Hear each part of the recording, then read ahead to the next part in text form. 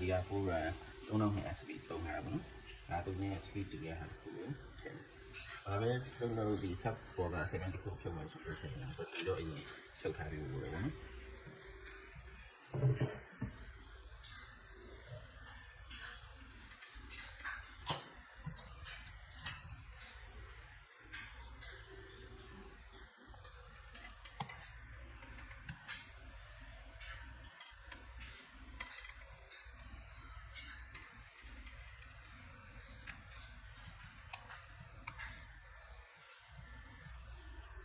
ဘက်ထရီက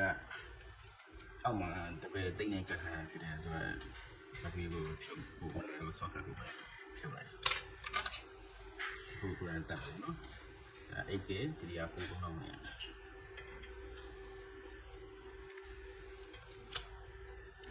ဒီပင်လေးတွေမိနေအောင်တက်ဖို့လို့အခုဘက်ထရီပြန်တက်မယ်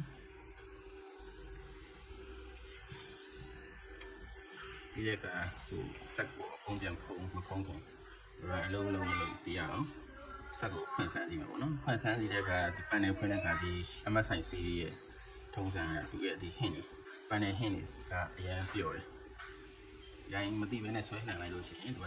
ကျိုးသွားနိုင်တယ်ပေါ့နော် panel hint တွေဒီအထိုင်လေးဆွဲထားတဲ့နေရာတွေကျိုးသွားနိုင်တယ်ဆိုတာအရင်ပြော့တယ်သူကသူ့ထားပြီးတော့လမ်းမှုလို့လည်း panel ပြီးတဲ့အခါကျတော့ဒီ MSI series GF series တွေအကုန်လုံးရဲ့ power button နဲ့ဒီနားလေးမှာရှိတယ်။အခုလိုပုံထားရတဲ့ဖွင့်တဲ့အခါဒီ power button ကိုဒီကောင်ကတော့ထောက်ပြီးတော့ power button ကြီးတယ်လို့ပေါ်တော့ပွင့်လာလို့ရှိတယ်။အဲ့တော့ဖြည်းဖြည်းလေးထိပြီးတော့မှတ်မိပါဘူး။အဲ့ဒီ power button ပေါ့နော်။ဒါကျွန်တော်တို့ဖုံးပြန်မဖုံးခင်ဒီ set ကို brand တိုးထားတာကိုအဆင်ပြေမပြေတစ်ချက် testing လုပ်မှာပေါ့နော်။ဟိုအဖုံးဖုံးပြီးမှဆိုလို့ရှိရင် RAM မကိုက်တာ RAM မကောင်းတာလို့ကြောင့်တော့ဒါမှမဟုတ် slot မကောင်းတာလို့ကြောင့်ဆက်မတက်တာလို့ရှိတယ်။အဲ့ဒါလည်းပြန်ဖွင့်ရဆက်ကဖွင့်လာများဒီဆက်ကနာလီပဲပေါ့လို့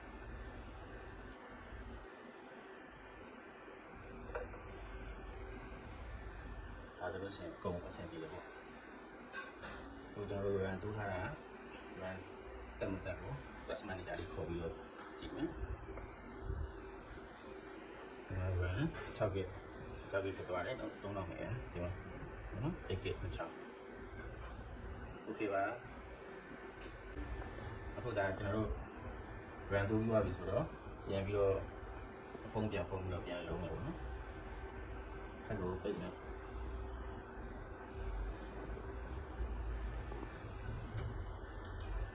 ဒီလက်ကဒီဟင်းလေးမကြိုးအောင်ဖြည်းဖြည်းလေးထိန်းပြီးတော့ပိတ်ပေးမယ်ဒါဆိုလို့ရှိရင် power button တွားထိတဲ့အတွက်စက္ကန့်နိုးရတယ်ဒါမှမဟုတ်လည်းမရှိဘူးကျွန်တော်တို့ဖုံးပြန်ဖုံးတယ်ဖုံးတဲ့အခါဒီ MSI GS series တွေဒီဘက်မှာ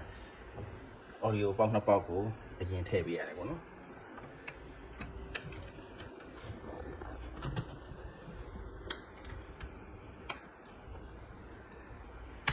ဒီကနောက်ထိန်းကလေးတွေကိုအရင်ကြောင်ဆက်ပေးရတယ်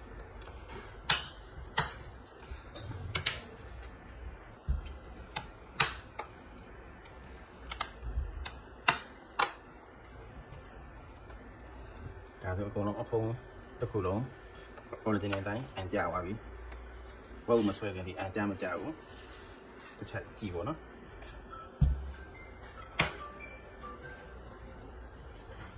ဒါပဲညပါဘုတ်